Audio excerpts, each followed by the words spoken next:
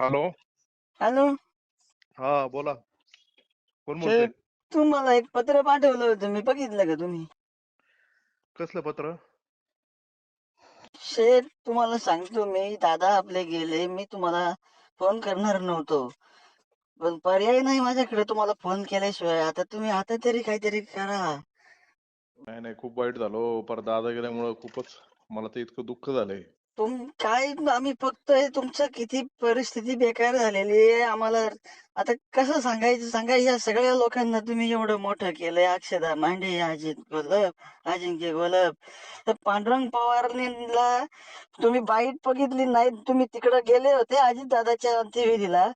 इकडं हो. माणूस भांडवल करायला लागलाय. काय करायचं सांगा आता तुम्ही. पण लाज नसल्यासारखं सांगतोय इथं. मला अजित दादा बरोबर बोलणं झालं, काय झालं म्हणलं, म्हणतो बोलतो कुठे. याला माघार यायला सांगितलेली होती. माघार दादानी फोन करून, नालायक माणूस आहे.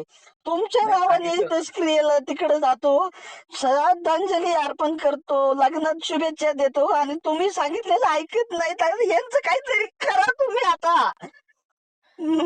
काय कमी केलं तुम्ही? अहो, माझ्यासारखे कार्यकर्ता कधी काही अपेक्षा नसताना तुमच्यासाठी जीव तुटतोय आमचा. तुम्ही ऐका ना जरा.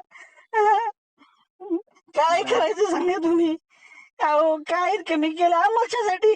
आम्ही तुमच्या दारात कधीच उभं नाही काय मिळावं म्हणून, तरी तुमच्यासाठी, मोठ्या साहेबांसाठी आमचा जीव तुटतो. तुम्ही ना सर्वसामान्य माणसासाठी, ह्या नालायक लोकांना काहीतरी करा. तुम्ही बोला आता. आपली हो. अक्षदा नका म्हणू. नालायक पोरगी आहे तो. अजिंक्यला काय कमी केलं? पोरासारखं सांभाळलं तुम्ही सगळ्यांनी. त्याला काय कमी केलं होतं तुम्ही त्यांना? काय आता मला तुम्ही निर्णय घ्या, नाही तर सांगतो तुम्हाला आम्ही, या लोकांना पाडल्याशिवाय सोडणार नाही. तुम्ही निर्णय घ्या.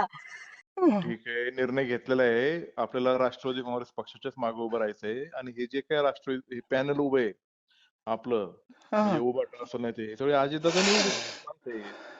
आणि अजितदादाला ते चॅलेंज करतात आणि त्यांचे नाव वापरतात, म्हणजे दुर्दैव आहे. लोक माफ करणार नाही त्यांना. तुम्ही तुम्ही आम्ही सोडणार नाही.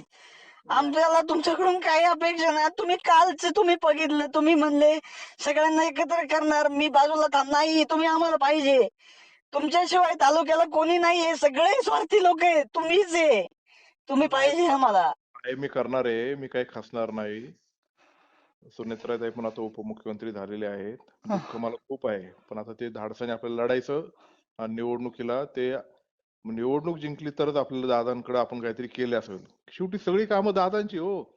आता अजिंक्यच्या गावात 25 कोटीचं काम अजितदादांनी दिलेली काम. त्याने फक्त कागद द्यायचा आणि आपण ते मंजूर करून आणायची. एवढ्याचं काय कमी केलं का त्याला? जाऊन द्या, तिथं लोक आपल्यावर राहणार आहे. त्याचं काय तुम्ही वाटून घेऊ नका. आणि आपण चांगलं ताकदीने लढणार आहे. कुठून बोलताय तुम्ही? कुठल्या गावातून आहे? मी भेटतो तुम्हाला. बरं ठीक आहे, या मला नक्की आवर्जून भेटा. आणि तुम्ही जे पत्र पाठवलं म्हणते ते, मी ते फेसबुकवर त्या दिवशी पोस्ट केलं, पण दुर्दैवाने त्याच दिवशी ती दादांची घटना घडली. नका करू कोणाला. मला माझी भावना तुमच्यासाठी फक्त व्यक्त केली होती मी. नाही, अशा हजारो कार्यकर्ते तुमच्यासारखे बेनके साहेबांवर प्रेम करत होते, पक्षावर प्रेम करतात, माझ्यावर. आणि आपण चांगल्या मनाने करतो. आपण थोडी काय कोणाचं काय वाईट नाही, तुम्ही करत लय लय भारी. तुम्ही कितीशे कोटीचं पेरणी फळ तुम्ही. नाही, आपण शांततेत घेतो. त्याचाच गैरफायदा घेतला काय असं मला वाटायला लागलं आता. हा, तसंच आहे, तसंच आहे, हा. तसंच आहे. लय शांत राहून चालणार नाही आता. पण आता आपल्याला पक्षाला शिस्त आणायची. कोणी बिघडलं असेल त्याला माफी द्यायची नाही आता.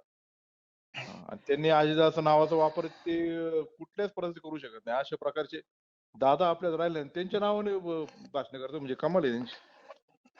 डोक्यात गेले, डोक्यात सगळं. मला नम्र विनंती, तुमचे पार हात जोडून विनंती तुम्हाला. नक्की नक्की आहे, मी आहे. तुम्ही पण दटून राहा, काही हा, खचू नका. मी आहे अतुल, एकदम चांगल्या ताकदीने चालणार. आपल्या लोकांना चांगली दिशा द्यायची, जुन्नरकरांना चांगली दिशा द्यायची. शेठ बरोबर आहे शेठ, नक्की शेठ. चालेल आणि या मला भेटायला या एकदा. शेठ, येणार तुमच्या विजयाचा गुलाल घेऊन येणार शेठ. हो नक्की नक्की. ओके. शेठ, शुभेच्छा शेठ तुम्हाला. हो ठीक आहे.